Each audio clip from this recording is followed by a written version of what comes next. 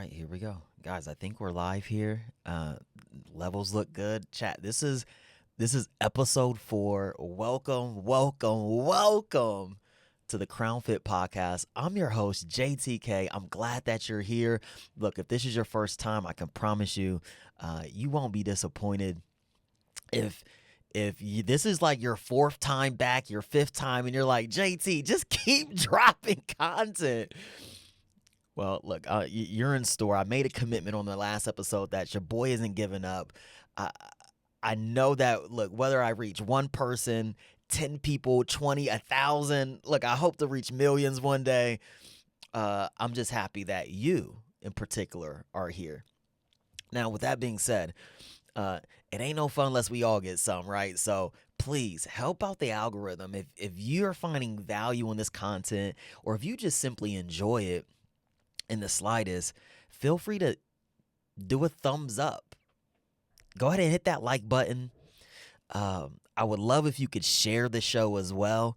Look, trick the algorithm. Even if you don't actually share it, just click the button and it helps YouTube think that, people are enjoying it. And more importantly than all of that is I like to get closer and connected to y'all. So please drop some comments in there if you're enjoying it, if you're not, if you want to share your test, whatever it may be, whatever you're called to type out in the comments, go ahead and throw some feedback down in there, man. I would love to start a discussion and again get closer to the audience that I'm talking to.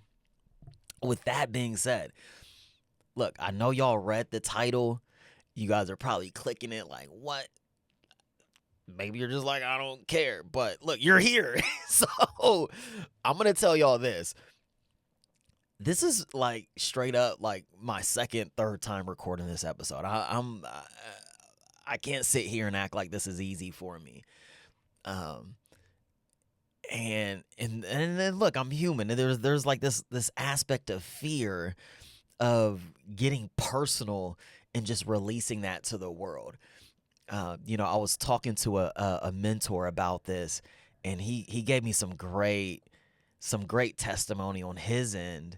And look, it really hit home, and I'm here to just look. I'm doing it again. I'm recording this episode again, and I'm committed to putting it out there, and letting go of that fear that I may have of judgment or whatever. So here we go. Let's talk about smoking and my journey with smoking, uh, and more importantly, how I came to no longer have that in my life. And before we talk about the last time that I smoked, let's talk about the first time that I smoked. Like, let's go back. Man, how long ago was this? Like, I should have notes on this. 15, 16 plus years ago, almost 20 years ago, I had my first cigarette. Look, I'm thinking about it because I'm like the first time who introduced me to a cigarette? Who who put a cigarette in my hand? No, they didn't smoke it for me. I'm not passing accountability to them, but like my sister, my older sister, she gonna kill me for this. My older sister was the first person that I smoked a cigarette with. Uh, I remember it like not like yesterday. That sounds cliche, but I remember like us going in the backyard and or in the driveway. I don't know. And she had I don't even think she had like a pack of cigarettes. It seemed like it was just like it was a Lucy, like it was just like one or two that she had, and she was like, "Here, let's boom, boom." And it was more like on this curiosity stage. It's not like she was a full blown smoker either. I think maybe she was recently entered. I don't even know like how she got it. Because if I'm not mistaken, I don't even think she was 18. She could have been. I know I wasn't. I was like 16, 17 years old. And, it's not like I fell in love with it then.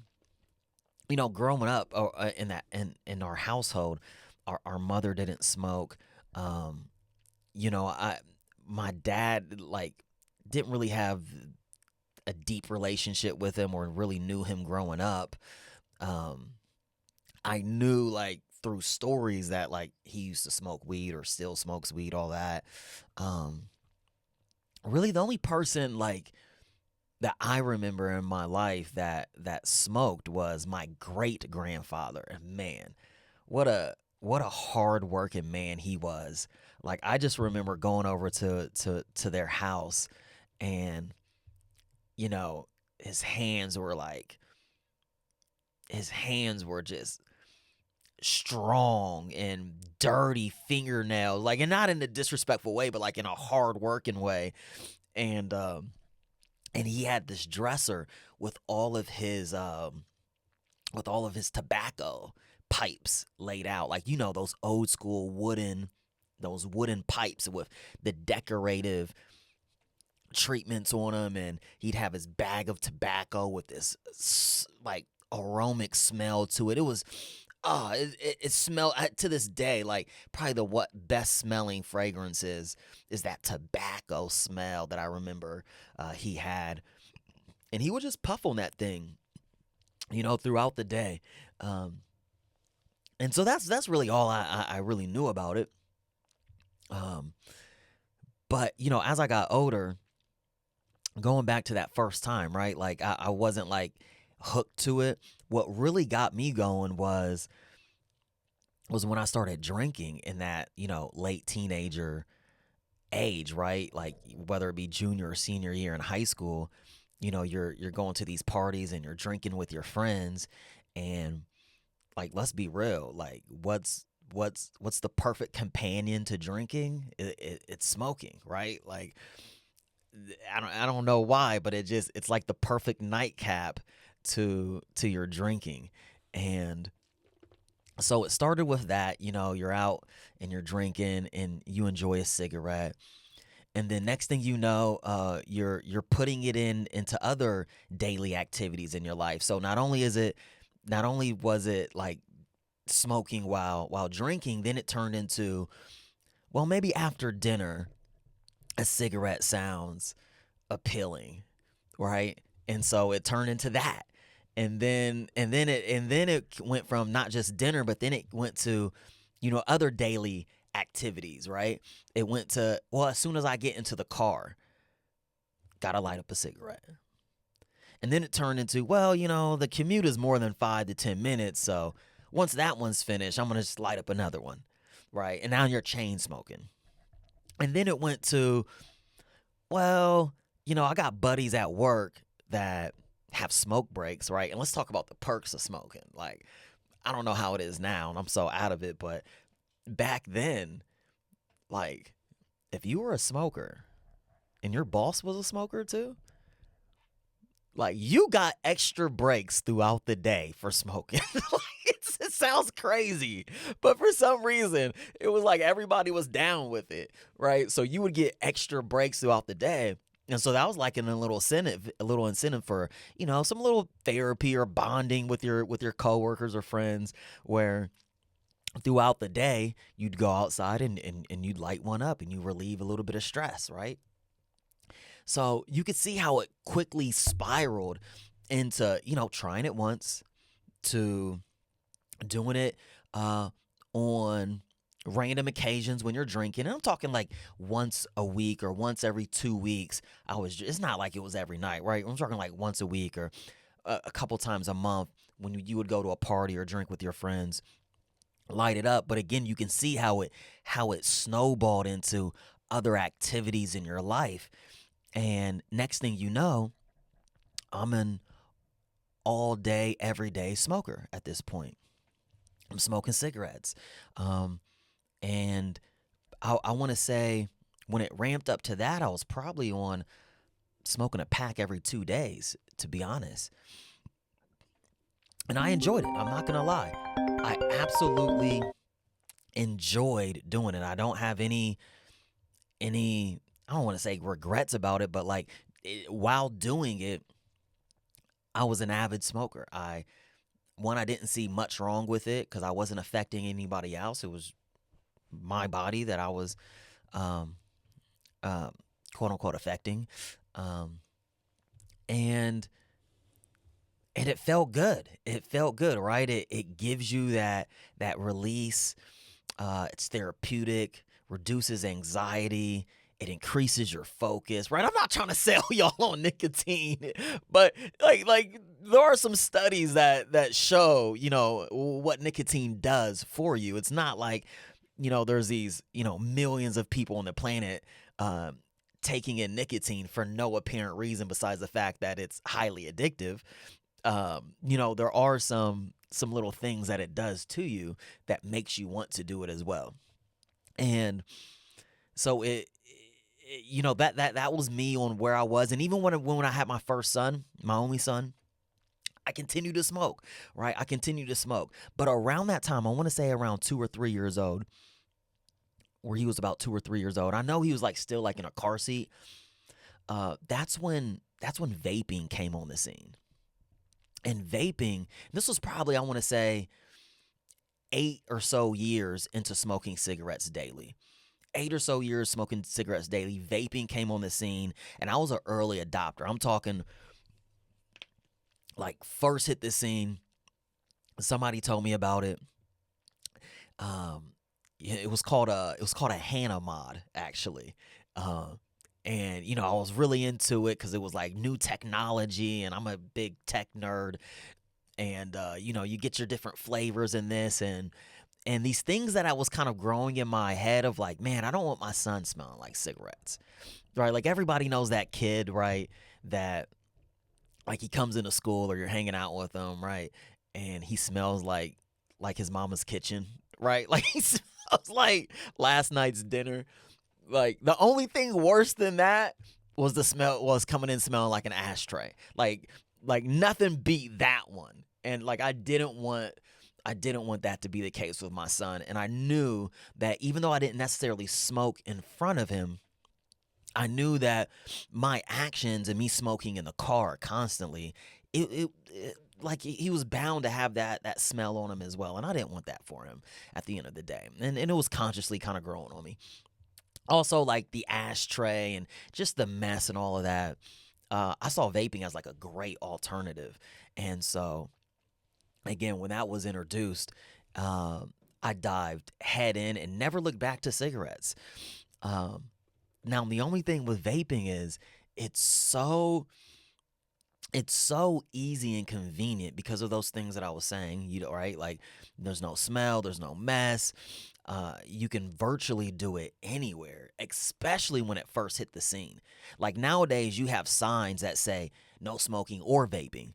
But back in the day, like vaping was almost the cheat code. It was like, well, this isn't smoke, right? Like you can kind of get away with it publicly.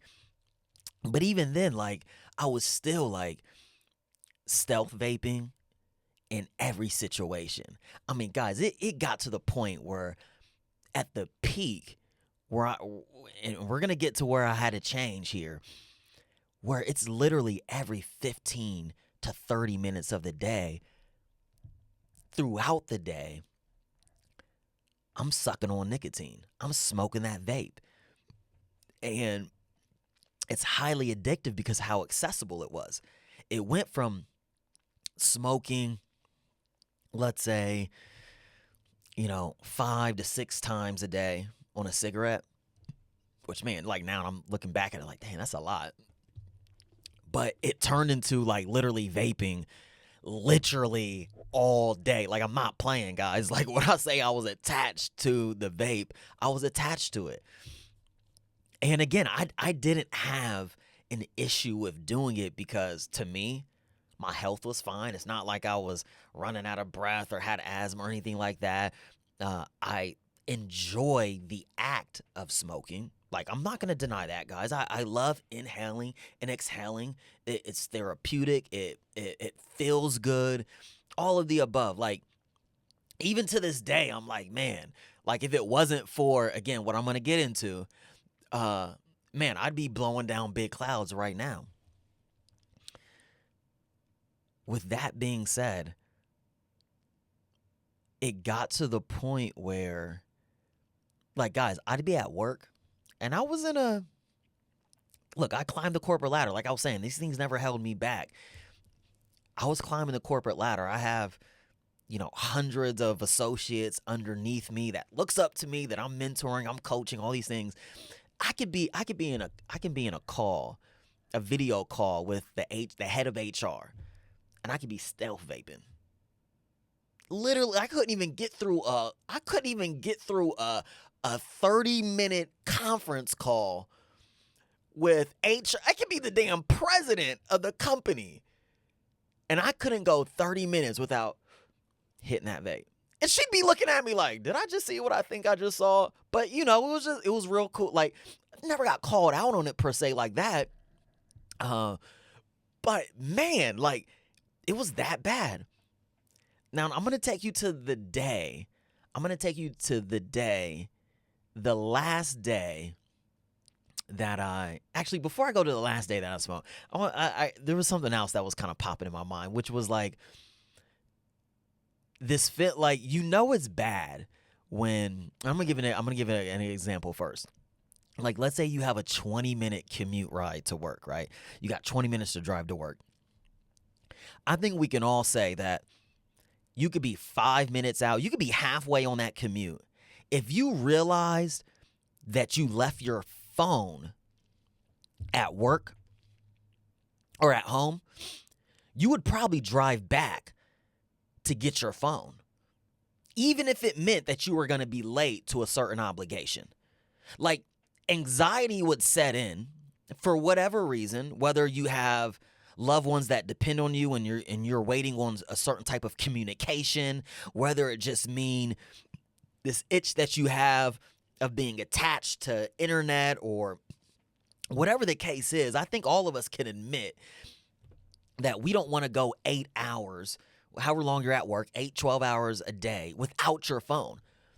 Like, I think we would all turn around. I mean, I've done that. I've heard of others who've done that. It's like, look, I'm going to be late. And not even I'm going to be late because they don't have their phone. But, they'll call and say, hey, I had to turn back around. I'm going to be late because I had to turn back around to get my phone. I left it. Now your wallet. Look, I left my wallet at home before, and I'm not turning back around for my wallet. Like, sorry, cops. If you pull me on, I ain't got ID. I ain't got ID. Like, and God forbid, like, I need cash or money. Like, I can lean on a friend or somebody, to spot me, some cash or whatever if I'm in a pinch, right? I can go 8 hours without my wallet. But 8 hours without your phone? Guys, that was the same feeling I had about nicotine. I could literally be pulling up to work, and if I realized that I left my vape at home, it would be a physical feeling that I would have that I needed to either, one, go back home and get it, or two, find a place where I can get a temporary solution, like a gas station, like a disposable kind. I mean, it was like literally a feeling of addiction that, like, I couldn't crack. And I knew that it had a strangle on me because, again, I would, if it meant that I had to be late to an obligation because I needed that I would be late. If it means that I had to make up an excuse on lunch or to leave at a certain time so I can make a pit stop back home that's what I would have to do. And that was kind of like an early step of me understanding that I might not be in full control of this quote unquote lifestyle that I enjoy. Because again, I'm going back to saying I enjoy smoking. Like, I'm not going to hide from that. I enjoy the act of doing it. And no one could have told me any different. But it came to that last day where I smoked, where I woke up in the morning, and in typical fashion, first thing you do when you're, addicted to nicotine, the first thing you do in the morning is you take your nicotine, right? So I'm waking up, kind of stretch a little bit, go over to the nightstand, grab the vape, and get that fix. Every day was like that. It was normal. And for some reason that day, I I I thought, like, what am I doing? Like, before I could praise the Lord that I'm alive, like, some people don't wake up in the middle of the night. Like, some people don't have the opportunity for a next day. But before I can thank the Lord that I'm alive, before I could even roll over, maybe even kiss my wife and say, "Good morning, I love you," before I could wake up my son or say, before any of that, I'm giving praise to nicotine. I'm showing priority. I'm showing nicotine priority over everything in my life. And for some reason that morning it hit me like, why am I reaching over to this? And this is the first thing that I do. And I've been doing it every day. So I continue on my day, and I'm gonna get into an encounter or a conversation that I had with God that day. But before we do that, I wanna highlight this verse, this scripture in the Bible. Let's go to Ephesians chapter 4. Let's go to verse 17. We're just gonna read this out loud, okay? Like, excuse me if I have any grammatical errors in this, but let's go ahead and go into it. Again, Ephesians 4:17. It starts with, "So I tell you this and insist on it in the Lord that you must no longer live as the Gentiles do, in futility of their thinking. They are darkened in their understanding and separated from the life of God because they are ignorant in what is in them due to their hardening of their hearts. Having lost all sensitivity, they have given themselves over to the sensuality so they can indulge in every kind of impurity, and they are full of greed." Verse 20. "That, however, is not the way of life you've learned when you've heard about Christ and were taught in him in accordance with truth that is in Jesus. You were taught with regard to your former way of life to put off your old self, which is being corrupted by its deceitful desires, to be made new in attitude of your minds, and to put on the new self, created to be like God in true righteousness and holiness." Man, I love that last part. I love that last part. I want to say that again. 22. "You were taught in regard to your former way of life to be put off your old self, which is being corrupted by its deceitful desires, to be made new in the attitude of your mind, and to put on your old self, created to be like God." Man, that's a banger right there, guys. That's an absolute banger. Um, and this verse wasn't even forefront of my mind the last day that I smoked, but as I'm growing my relationship with God and continuing to read this good book that He's given us, uh, I'm seeing these things in a more clear manner. And so, when it says to put off your old self, which is being corrupted by its deceitful desires, it makes me think of me being addicted to nicotine, because that's the deceitful desire.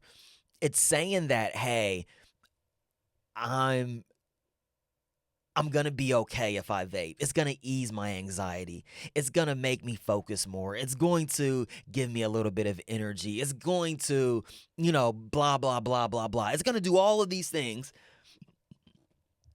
And the deceitfulness is that it's not true. The deceitfulness is that it actually has a strangle on me. The deceitful part is that I'm putting it number one above everything else in my life. So the next part, it says to be made new in the attitudes of your mind, right? So it says put off your old self, right? Because it's deceitful. And to put on your new self,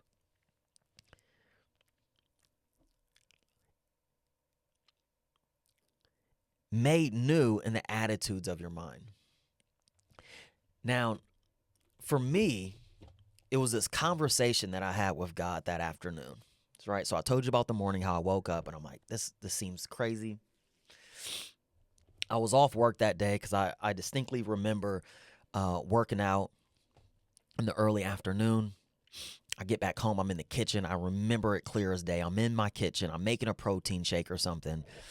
And as I'm doing that, uh, it's just by myself, right? My wife and son are at school, at work, and I'm talking to the Lord, right? This was just a personal conversation. That's how I like to talk. This wasn't like a formal prayer per se. Like I do that as well, like hands, knees, all of that, like and entirely. But this point in time, this was just a casual, informal conversation that I'm having with God, and I'm just talking to Him. I'm just talking to Him, and and as I'm talking to Him, I'm recapping this morning, and I'm saying, Lord, why am I doing this? And and why did this feeling come up? Because I was truly confused because again, through this 16, 18 years of me smoking, there really wasn't any point of time where I had a desire to quit. There wasn't any point of time where I didn't like what I was doing. I was an advocate for vaping because of the benefits that it had. So why at this given point of time and again it really struck me on the fact that I was putting priority and it was this scripture here. It was saying that I was being corrupted by his deceitful desire. That's what hit me internally. And when that hit me internally of me understanding that this was this deceitful desire corrupting me, I then asked him, I said, Lord, is this the end then? I said, if this is a corrupted, deceitful desire, is this where it ends? Is this where I stop? Again, after 18 years of this highly addictive activity that I was partaking in daily, I had a moment of honesty with Christ. And I asked him, I said, is this it? And before I could even utter that thought in my mind of this is, before I could even finish, there was this undeniable punch in my stomach. And that punch exploded with fire throughout my bones. And it was an undeniable yes. And at that point, I started crying. And I told the Lord that I'm going to submit to his will. I told the Lord that then this is it. That I'm going, then this moment here is the last time I'm going to vape. And that was it. That was the last day that I vaped. And that was about a year ago. It was literally about a year ago. It was the last time that I took in nicotine. And man, can I sit here and say it was easy? No. Absolutely no. Guys, like if you're struggling with addiction, like you are lucky if it's easy for you. Now, would I say that have I had any backtracks or stumble? No, I haven't. I haven't smoked nicotine since. First step was me throwing away, all of my juices and vape gear that I've had. I did keep on to a couple like expensive because it's a hobby, guys. Vaping is a hobby, and so I got some. It was a lot of investment and money that I put into it. So I was kind of afraid to like throw those like high, those high dollar value items away. But like the juice and the cotton, all the things that you do to, I threw all that away. I'm like, I'm not gonna do it anymore, and I don't need it. And every day, though, I can tell you this. Every day I thought about it. And even today, maybe like once a day, it crosses my mind of, you see somebody on a show smoking, or you see somebody out in public vaping or whatever, and it crosses your mind. And I've gotten better about it to where it instantly leaves. But guys, I mean, when this first happened, it was all day, every day I'm thinking about nicotine. All day, every day I'm thinking about me going back to it.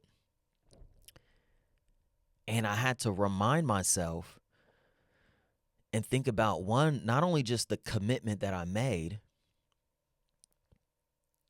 with myself and the Lord. But two is this identity, this new identity that I have. Right? We can go back to that verse here. And it says again, to be made new in attitudes of your mind, and to put on the new self. And so when I think of that scripture there, I think of it's changing your identity of who you are. So what made me not go back to smoking nicotine was me understanding that I'm not somebody that's trying to quit smoking. This identity that I have now is I'm not a smoker. It can literally be that easy in your mindset to where it can change. It can go from someone who's trying not to saying I'm just somebody who doesn't, and somebody who doesn't do it, and so I'm not going to do it. And it was literally that simple for me to just run that through my mind of I'm not a person who smokes anymore. And that was me putting on my new self. Now, I'm not saying here that I'm perfect and that I'm a shining example to this. Look, we all have vices. And, I was in church last week. I love how the pastor said, what he's trying to make his new vice is prayer, right? Like everybody has that thing that they go to when they're in need or stress or anxiety, right? Whether it be that Friday night after work or whatever. Like, what's your vice? And he was like, I'm trying to make my new vice prayer. Like, guys, that's the level that I'm trying to get to. I want that to be my new vice. But I'm going to tell y'all this. Like, I'm not there yet. I'm on this journey. I'm on this journey just like y'all. So that was the last time that I vaped, the last time that I had nicotine, and it was through that conversation that I had with the Lord, and that undeniable response that I got from him, and me saying, look, I have to submit to what I know is righteous and holy. Because again, if I want to believe that I'm a righteous person, if I want to believe that I'm somebody who's walking with Christ, that I'm a disciple, and that I'm constantly wanting to be more Christ-like, how can I let something as small as nicotine trump all of that by putting that before everybody else? So that's that. Now, let's talk about marijuana, because that's a whole nother that's a whole nother battle, guys. I'm telling you, like I said, I'm not perfect here. Around that same time of me starting to smoke nicotine, I'm smoking marijuana.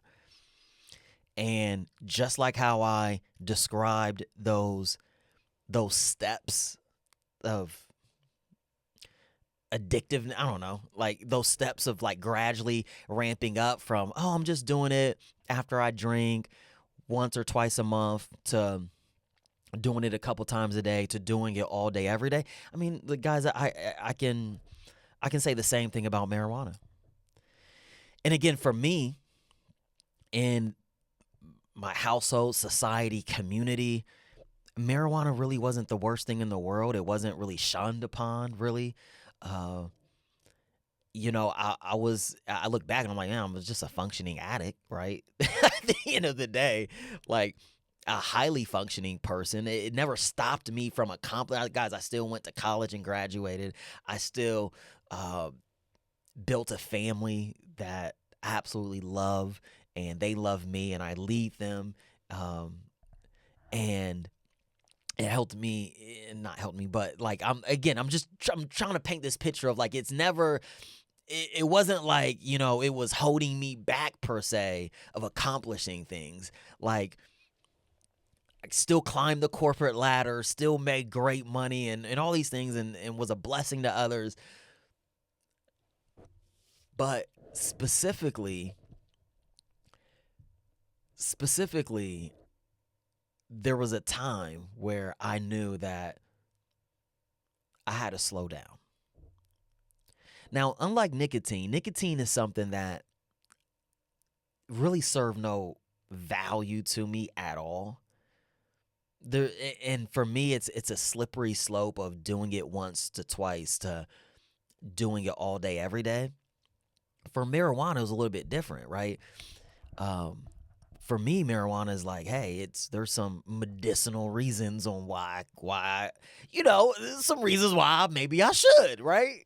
Like I'm making light of trauma and stuff, but guys, like there are some life and death situations that I've been in. There's been some very traumatic events, multiple traumatic events in my life that frankly I can't shake. Like call it PTSD, call it whatever you want, but marijuana helps with that. Uh, I guess I have some anxiety in me, right? That definitely helps with that. I'm not gonna sit here and say that there wasn't other things like another is marijuana helped me understand and love people more. It might sound weird if you've never done it before, but it made me a more understanding and lovable person. Um, it helped me connect with others, and it helped me rest and sleep as well. Now, with that being said, there was a point of time, and I'm gonna take you there. I'm gonna bring you down this journey. There's a point of time where, and this was fairly recent too. This was, excuse me. This was like a week before Thanksgiving. Like a week before Thanksgiving, and I was talking to someone that's close to me, somebody that I love, and they love me.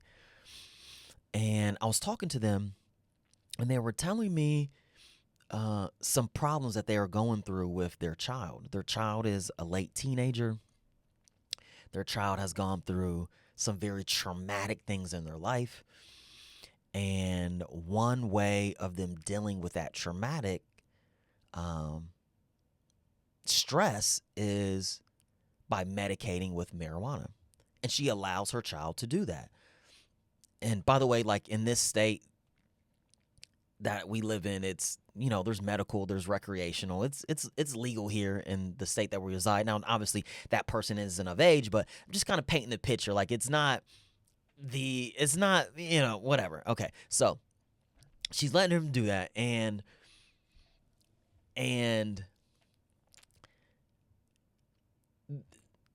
they're telling me these issues that are coming about.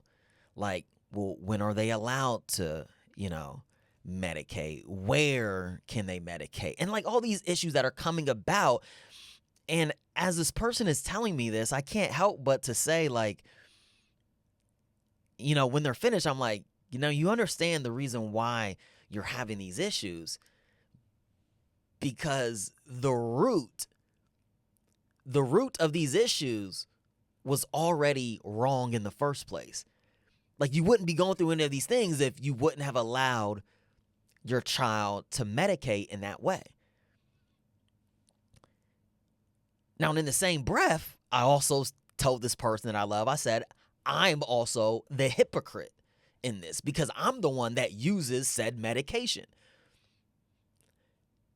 And this said medication has helped me.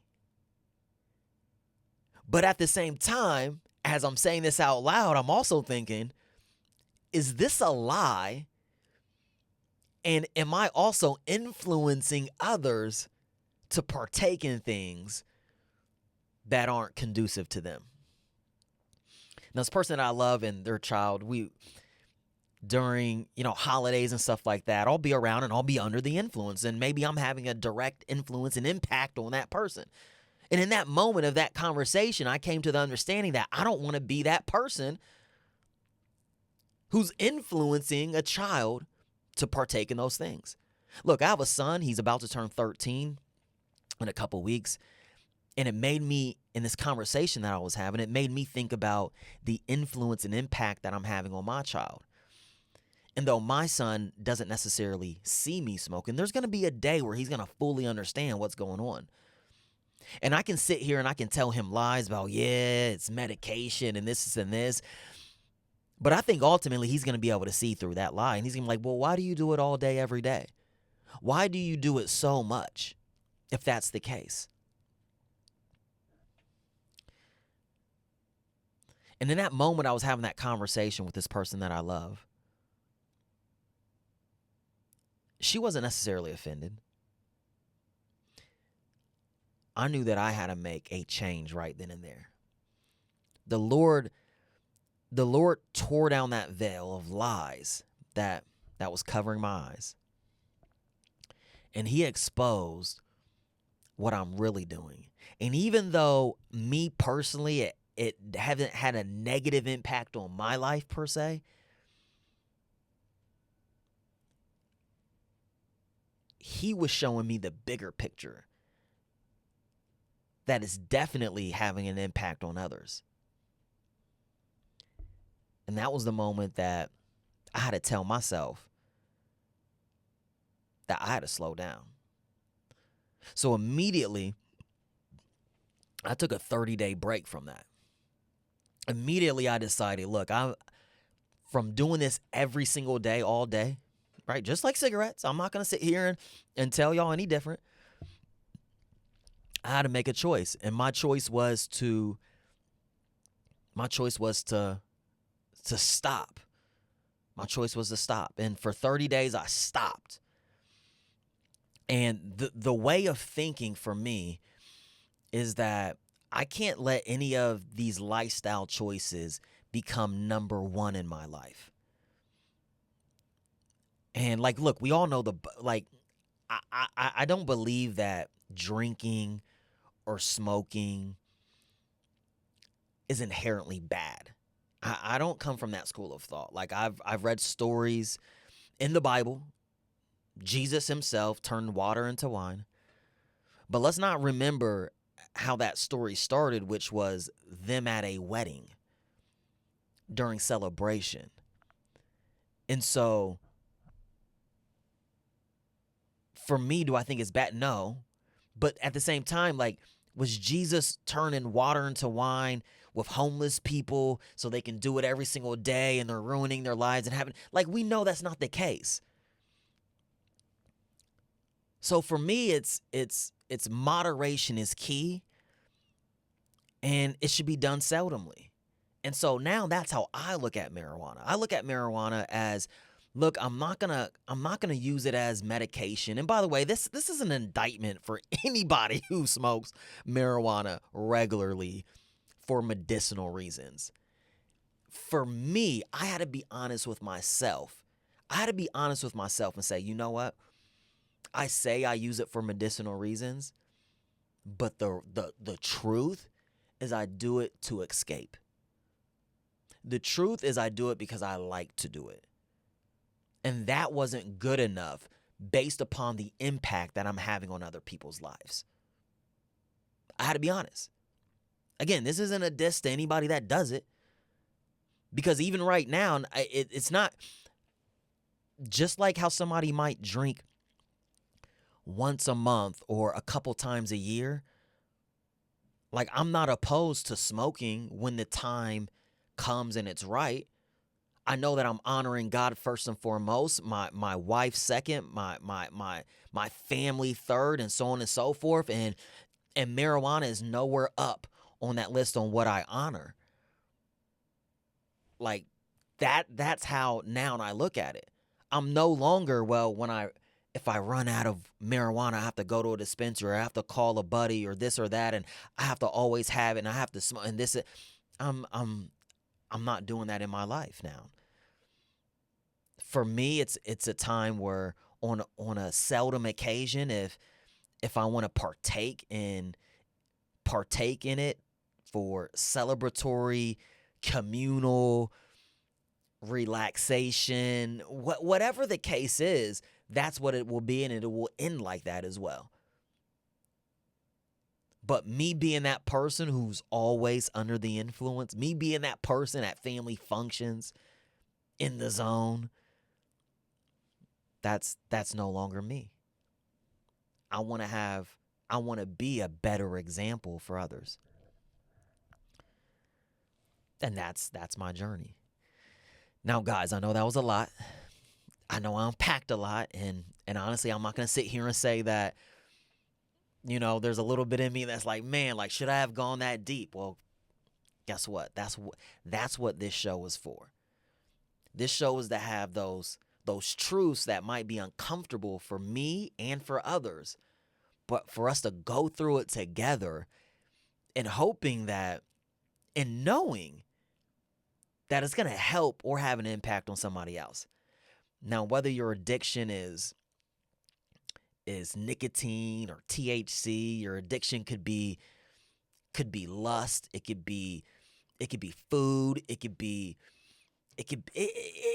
work, right? Like anything can be an addiction, and I think that we have to truly understand what that is. And again, going back to that scripture there of understanding that we can no longer move like the Gentiles do. Right? Like in that scripture, it specifically said, like, once you've learned about Christ, now it's your choice to make that decision. Are you going to operate like people who don't know about Christ or have that hardened heart that don't want to get closer to Christ? Or are you now going to operate in a manner that you know who the true Savior is and what he truly wants from us, which is to be more like him in his image? And that's just the journey that I'm on, guys. Like that, I can't put it in any other way. I stumble and I fall every single day, but I know the mission. I know the mission, and the mission is to walk like him. So, guys, with that being said, that's the end of the episode. Look, if you've made it this far, this has to have been by far the longest one we've had so far. If that's you, if you've made it this entire episode, golly, like, put something in the comments section. Thumbs up the video, share the video. I would love to get closer to you. I would love to know who you are, and I'd love to hear your testimony as well. With that being said, God bless. I love y'all, and I'll see you another time.